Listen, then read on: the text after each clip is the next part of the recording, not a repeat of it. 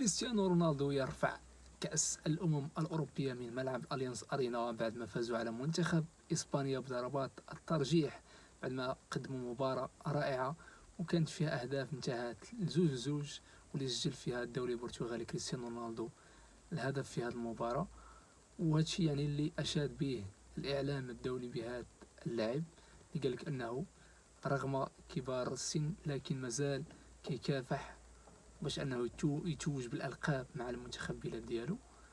رغم انه